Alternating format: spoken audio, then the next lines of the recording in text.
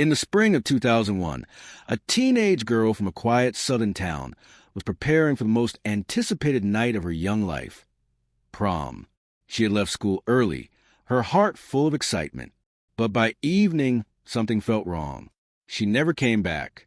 For 2 decades, her disappearance remained buried in silence. No clues, no answers, just a void. Until one day, something long hidden resurfaced, forcing the community to relive what it tried so hard to bury. You're listening to Minority Struggles, where forgotten voices are finally heard. Thank you for being here. Let us know in the comments where and when you're tuning in. Your presence matters as we uncover the truths that time tried to erase. Let me take you back to the beginning. This is what really happened. It was meant to be a dream night. The date, late April 2001. The place, Grayage, Georgia, a small town where prom meant flower corsages, rented limousines, and high hopes stitched into pastel gowns. Tamara Fields, 17, left her high school early that Friday with a permission slip in hand and a subtle, hopeful smile. She told her teacher she needed time to get ready. She had made her own dress, sky blue, sleeveless, with a soft V-shaped neckline and satin trim. Every stitch was done by hand. Before leaving, she turned and said, "I can't be late tonight." She never arrived. Tamara always checked in, but by early evening, her phone was silent. Her mother, Lorraine, had cleaned the house, warmed dinner in the oven, and left a camera on the table, ready to capture the memory of her only daughter's big moment. As hours passed without a call, worry crept in. She rang Tamara's best friend. No response. She called the school. No sign of her. She began knocking on doors. By nightfall, Lorraine found herself standing in front of a police officer, hands shaking. "My daughter's missing," she said. "This isn't like her." The officer hardly looked up. "She's probably just out for the night. Teenagers do that." "She wouldn't," Lorraine said, tears falling. "Her dress is hanging in the hallway. She pressed it this morning." She was excited. He took her name and details, said he'd keep an eye out, maybe send a cruiser through the neighborhood. But there was no urgency, no missing persons alert, no headline, just a hollow weight of being unheard. Lorraine stayed up all night, wrapped in the fabric her daughter was supposed to wear. The morning came, but Tamara didn't. 20 years passed. The town had changed. Businesses closed. The school district consolidated. But one place still stood, barely, the old Glenrose Motel at the town's edge. Boarded up since the late 2000s, most people figured it should have been torn down long ago. Then, finally, the demolition crews came. Locals drove by slowly, watching as the once familiar structure crumbled. By midday, walls collapsed, door frames hung loose, and insulation flapped like worn flags. Curtis Stain, a custodian hired to clear the rubble, was inside room 6 when he noticed something strange. The air smelled off. As he swept debris in the bathroom, something soft caught his attention, tucked behind an old piece of plaster and a fake panel. He reached in, pulled it out, and froze. It was a dress, sky blue, torn at the shoulder, stained, dusty. The fabric looked crushed, wrinkled from years of hiding. No store tag. Just a hand-sewn label inside, T. Fields. Curtis stumbled back, pale, whispering over and over, "I didn't know. I didn't know what it was." Word of the discovery spread fast. Too fast. Back on Willow Street, Lorraine Field got a call she had long dreaded, even if a part of her had never stopped bracing for it. A local news reporter asked her to confirm her daughter's full name. They said a dress had been found, one that matched what Tamara was last seen preparing to wear. Lorraine didn't finish the call. She hung up in the middle of her sentence. No tears came right away. Instead, she walked into Tamara's untouched bedroom, opened the closet, and pulled out an old tissue paper dress pattern. It was the same one her daughter had used to design her gown all those years ago. Same neckline, same hemline. Sitting on the bed, she whispered to the quiet, "You finished it. You wore it, and someone hid it in a wall." That same evening, Michelle Benton returned to Grayage for the first time in nearly a decade. Now an investigative journalist in Atlanta, Michelle had covered plenty of missing person stories. But this one wasn't just another assignment. Tamara had been her classmate, a quiet, artistic girl. Michelle still remembered the illustration Tamara had made of their senior class, how she'd shyly handed it into their teacher, proud but humble. Back then, it had been easier for people to assume Tamara had run away, or worse, disappear because of some secret shame. There were no flyers, no assemblies, no candlelight vigils, just a silence that follows when no one believes a black girl's life is in danger. But now, silence wasn't an option anymore. Michelle drove past the site of the demolition. Emergency lights flickered against what remained of the Glen Rose Motel. Room 6 was cordoned off. An officer emerged carrying something inside a sealed evidence bag, a small, pink handbag. Whispers spread quickly. The purse had been found near the dress, zipped up, intact. At the local police station, a newly revived cold case unit poured over Tamara's file. One younger detective looked up and asked, "Why wasn't there an Amber Alert?" A senior officer just shook his head. Back in 2001, the system wasn't fully national yet. She was 17, technically not a child under criteria. And he paused, lowering his voice. She was black. That's how it was back then. Michelle stood quietly as the dress was cataloged and sealed. Memories stirred. Tamara walking down the school hallway in early April, carrying a roll of blue satin, grinning to herself. Michelle murmured, "You really wore it." No one had ever seen Tamara in the dress. Not until now. By morning, the photograph of the recovered gown was everywhere, dust-covered, torn at the strap, wrinkled like it had been balled up and forgotten. Lorraine didn't need forensic confirmation. She didn't wait for statements. The moment she saw the dress on television, sealed in a transparent evidence bag, her body reacted before her thoughts could catch up. Her knees buckled. A teacup slipped from her hand, smashing against the kitchen floor in jagged pieces. She didn't scream. She didn't cry, at least not right away. "That's her dress," she whispered. "That's my baby's dress." Later that morning, Michelle stood on Lorraine's porch, notebook in hand, heart heavy. She didn't expect the door to open so quickly, but it did. Lorraine stood there, robe tightly tied, face drawn as though she hadn't slept in years. "You want to know what I think happened to my daughter?" she asked, voice brittle. "Truth is, I don't know. I only know she made that dress. Every stitch. I watched her pull every pin." "May I come in?" Michelle asked. The house was still frozen in time. Lace doilies on side tables, floral sofa cushions. A photo of Tamara at age 10 smiled from the mantel, one front tooth missing. They sat across from one another. Lorraine clutched the throw pillow in her lap like armor. Was there anything odd in the days before she vanished? Michelle asked. Anyone new in her life? Anything she said? Lorraine hesitated, her eyes drifting to a framed class photo on the wall. Tamara was in the third row, head tilted slightly, smiling softly. "She told me someone was watching her," she said quietly.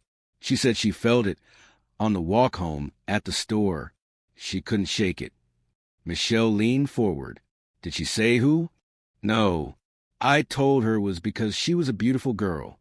I told her men stare sometimes. I thought it was harmless." Lorraine's voice cracked. She was trying to tell me, and I told her to ignore it. The silence that followed was heavy. "She spent a month working on that dress," Lorraine said finally. "Wouldn't let me help. Said she wanted to wear something no one else would ever have." "Do you still have the pattern?" Michelle asked. Lorraine nodded and returned with a long cardboard envelope.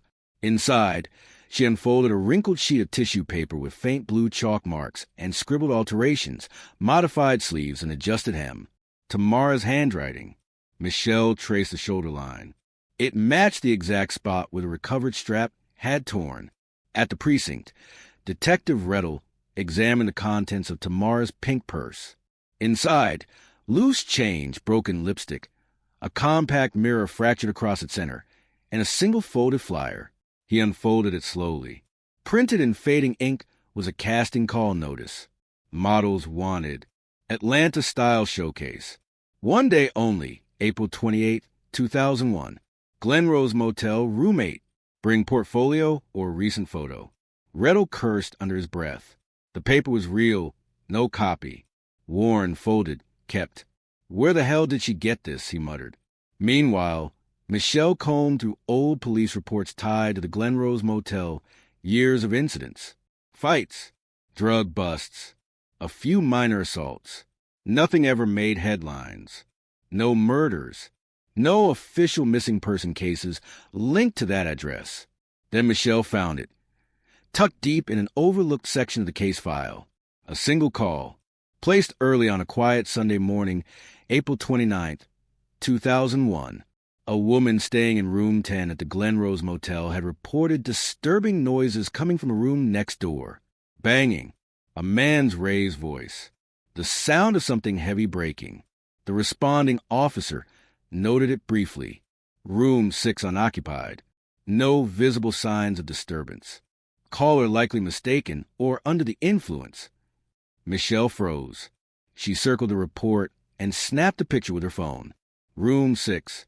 The very place where Tamara's dress had just been found. Later, at her hotel room, she made a call to someone she hadn't spoken to in years. Gerald Knox, a retired FBI analyst known for helping on cold cases no one wanted. He answered on the second ring. Knox, it's Rel Benton. I'm working a case out of Grayage. A missing girl, Tamara Fields, from 2001. Do you have a body? No, she said, but her dress turned up in the wall of a motel. 20 years later. There was a pause on the line. Was she black? Knox asked, his tone quieting. Michelle exhaled. Yes. Knox sighed. Let me guess. No Amber Alert. Cops assumed she ran away. Michelle didn't respond. She didn't have to. I kept a list, Knox said finally. Unofficial. Between 98 and 04, there were at least 17 black girls, ages 14 and 19, who vanished across the South. Every single one labeled a runaway. No alerts. Most disappeared near motels, gas stations, or transit stops. Michelle's chest tightened. Were any ever found? 2, he said. 15 are still missing. Do you think Tamara was one of them? I think someone made sure she wouldn't be found. That night, Lorraine sat in the stillness of Tamara's bedroom, holding one of her daughter's Prom shoes. She could still see it clearly. Tamara spinning barefoot in the living room, laughing, calling it her princess moment. Lorraine remembered the glow in her eyes. She remembered thinking how grown she looked. She also remembered she never got to wear the other shoe. The next morning, Michelle sat in the town library flipping through a faded yearbook from 2001. Not her own, just an archive copy. She skimmed past the students, scanning the faculty section. Most faces were familiar. Then her hand stopped on a name she barely remembered. Reggie Clay, substitute teacher. Spring term only. No caption beneath his photo. No clubs. Just a blank stare and a beige tie. She closed the book, heartbeat quickening. That name had come up again just last week. On the news, Reggie Clay was now a city councilman, known for pushing aggressive redevelopment projects. He personally championed the Glenrose Motel demolition, calling it a blight on the town, a relic of its criminal past. He'd been the one to bypass inspection requirements and accelerate the teardown. By noon, Michelle stood in the lobby of City Hall. She had no appointment. She didn't need one. Clay's assistant was caught off guard. He's in a meeting. I'll wait, Michelle said. 15 minutes later, the office door opened. Councilman Clay stepped into the hallway. His expression barely flickered. Miss Benton, he said smoothly. Reporter from Atlanta, right? Used to be, she replied. Now I'm just a local, covering what's left of the Glenrose. He gestured toward his office. You want a quote? I want to talk about Tamara Fields. There was a shift in his eyes. Not fear, not guilt, recognition.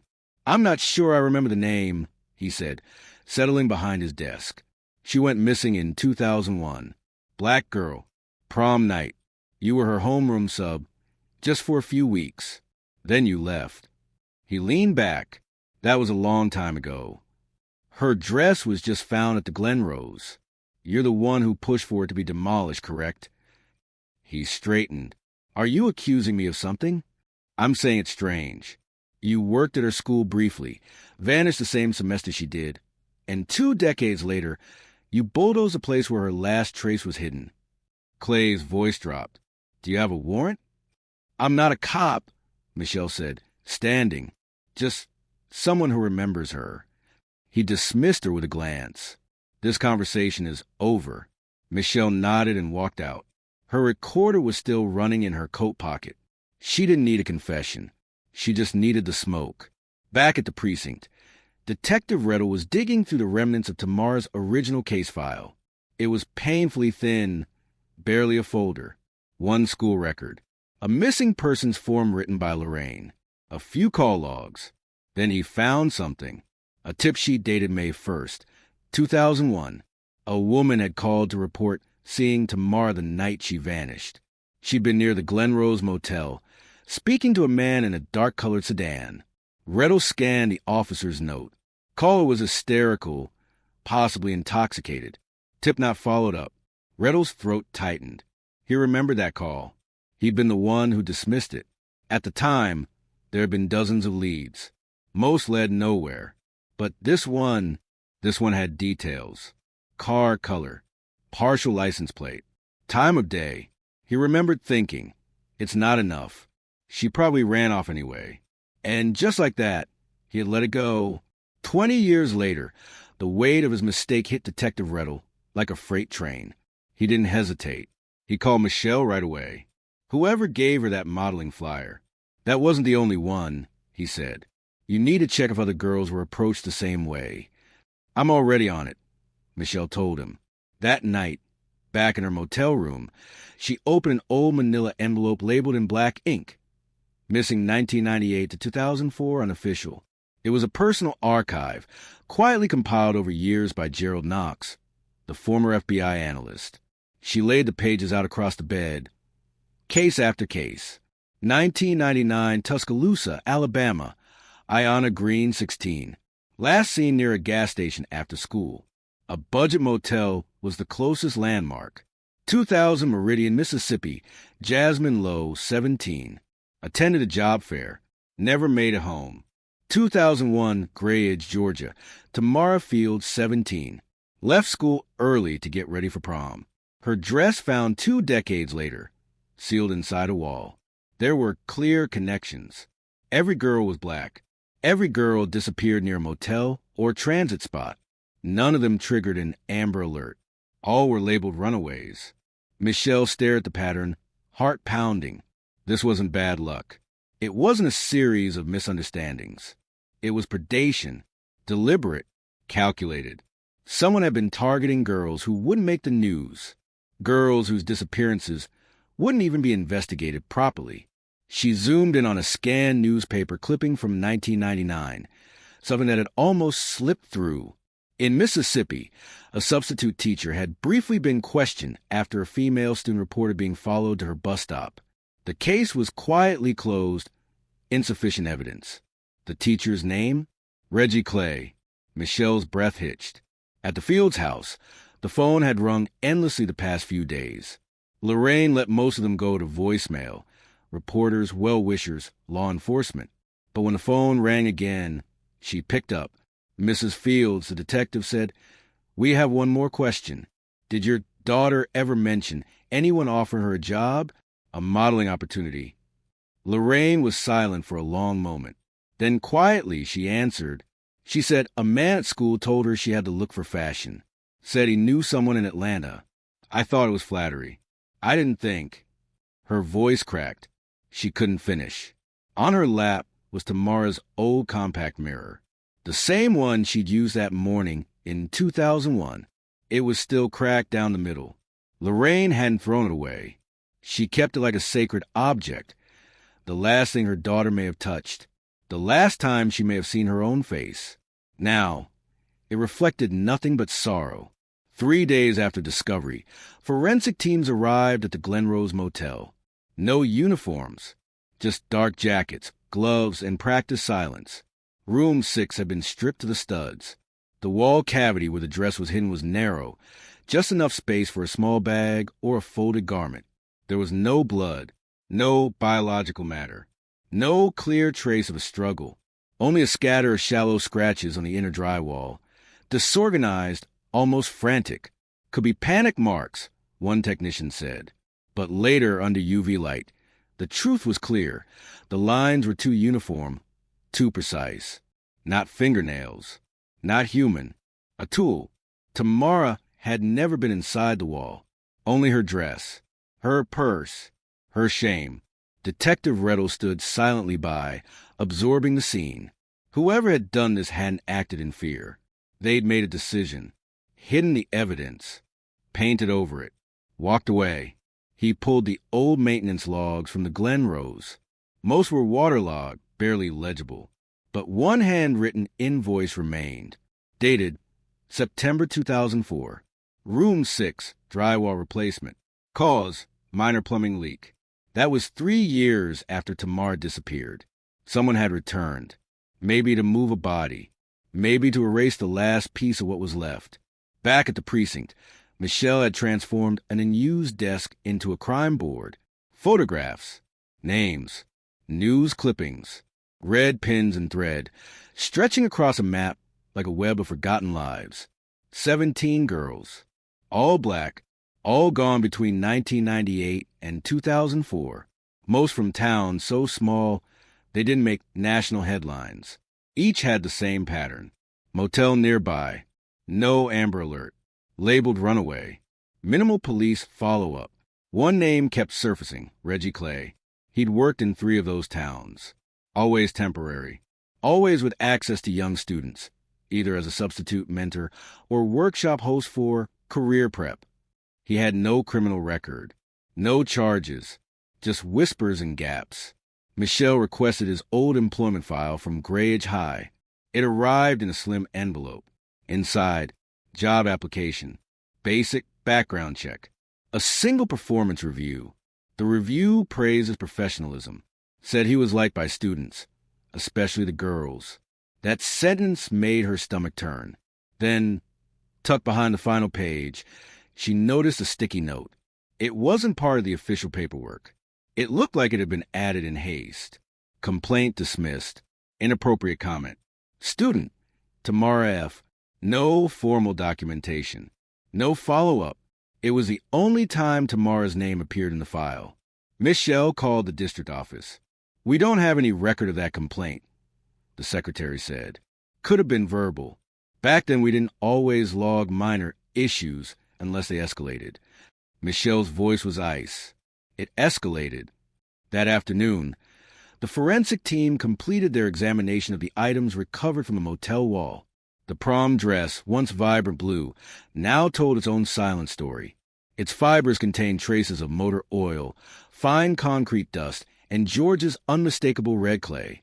There was no blood, no signs of tissue or trauma.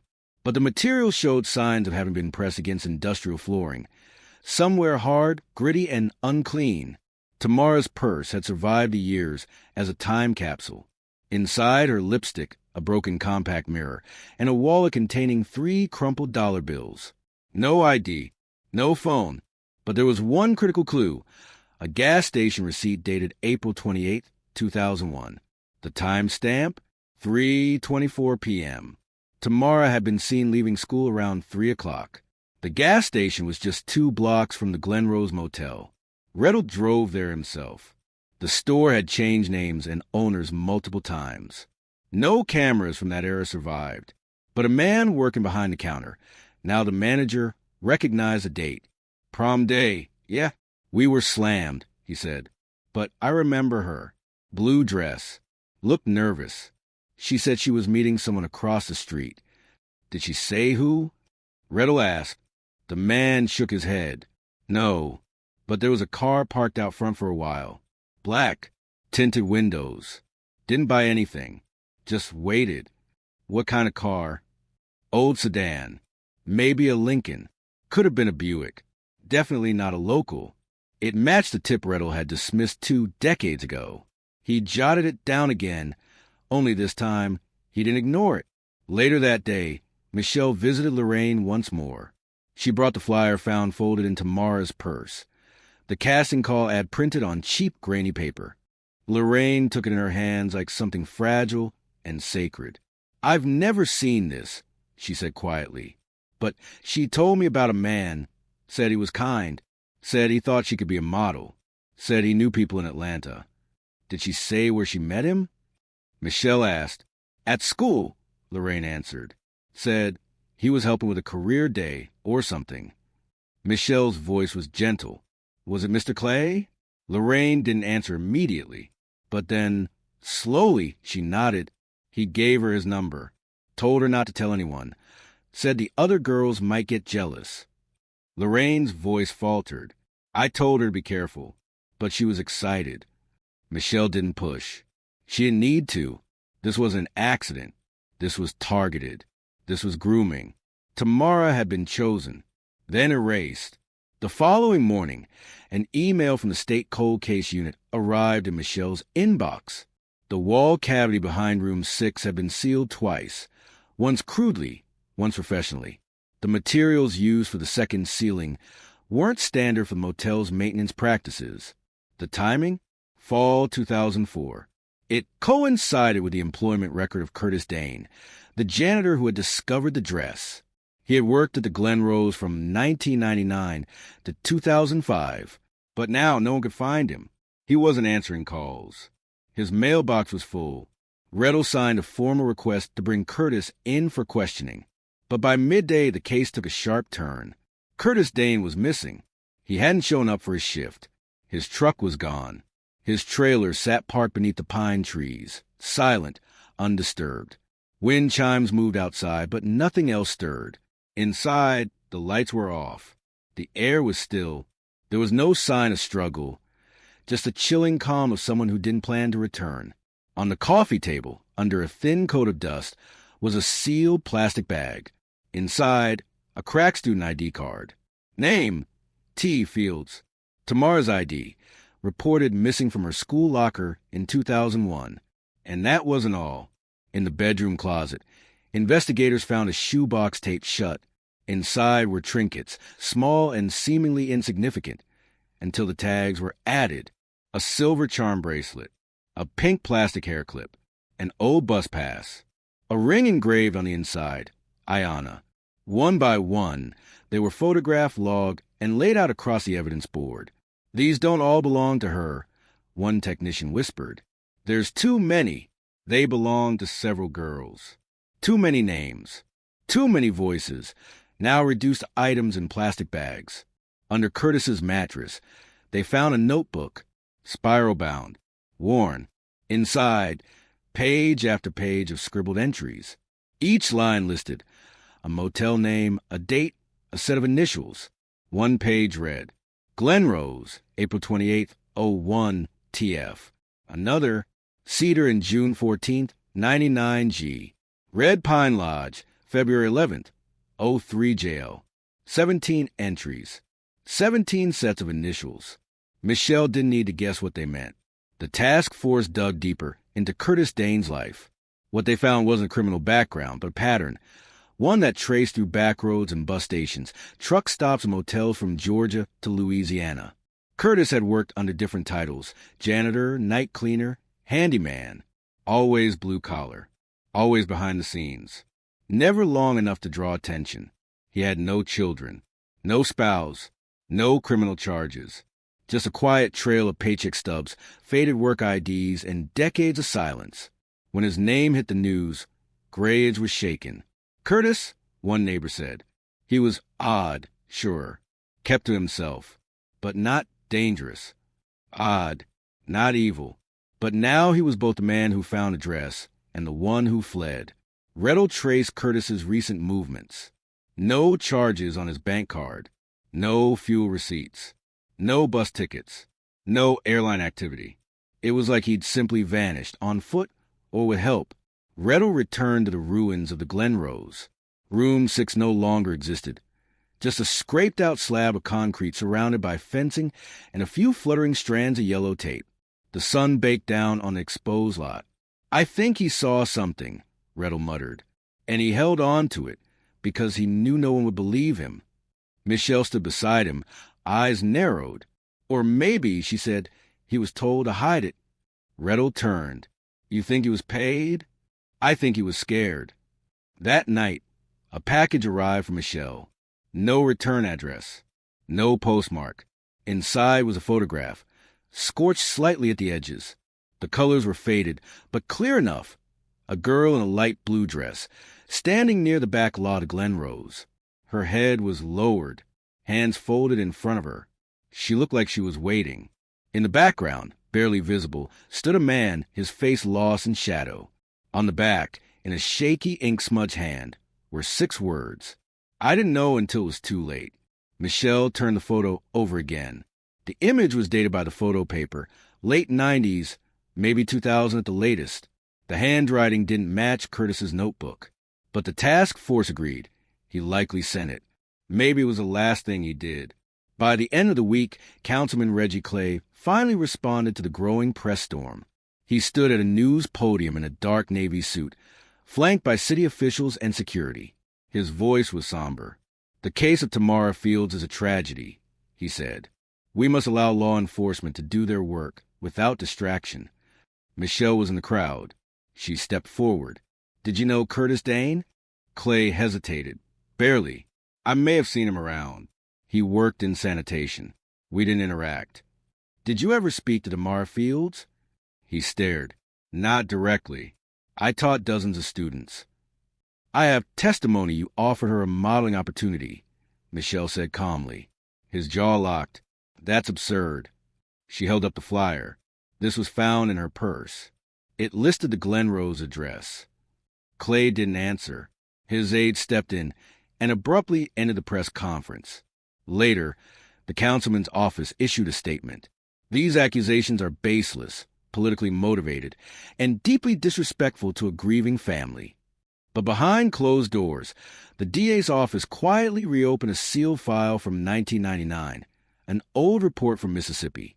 There would be no indictment, no arrests, no confession. But things were shifting. People were listening now. Lorraine Fields heard about Curtis's disappearance while lying in a hospital bed. Her body had finally given out. The stress had pushed her too far. Her blood pressure had spiked. She hadn't eaten. She hadn't slept more than an hour at a time. A nurse found her unresponsive in her living room, clutching a framed photo of Tamara. That evening, Michelle visited. Lorraine didn't look away from the window. He knew something, she whispered. And now he's gone, too. Michelle sat beside her. I think he wanted to tell the truth. He waited too long, Lorraine said. Michelle reached into her bag and handed her a small envelope. Inside was a new photograph, Tamara's prom dress, cleaned and laid out during forensic processing. The torn strap gently pressed flat. Lorraine touched it with trembling fingers. She still looks beautiful, she said softly, even after what they did. She closed her eyes. The nurses let her sleep. Outside, Michelle stepped into the fading sunlight. Dust lifted around her as the wind picked up. She looked at the horizon. We're running out of people to ask, she thought. And still, Tamara was nowhere to be found. That Monday, the demolition of the Glenrose Motel was completed. The final concrete slab was torn up. Gravel was poured. The path paved over. No ceremony. No ribbon cutting. No memorial. Just silence. A new chain-link fence wrapped around an empty space that had once been filled with secrets. Across the street, seated in a folding chair brought by a neighbor, Lorraine Fields watched it happen. She was smaller now, Lorraine Fields, her frame thin by grief, her shoulders stooped like something inside her had folded in on itself. In her lap was a crinkled plastic grocery bag. Inside, Tamara's prom shoes, soft blue satin. One still had the price tag, clinging to the sole. She didn't speak as the demolition machine screamed, didn't flinch when the final wall of the Glenrose Motel came crashing down.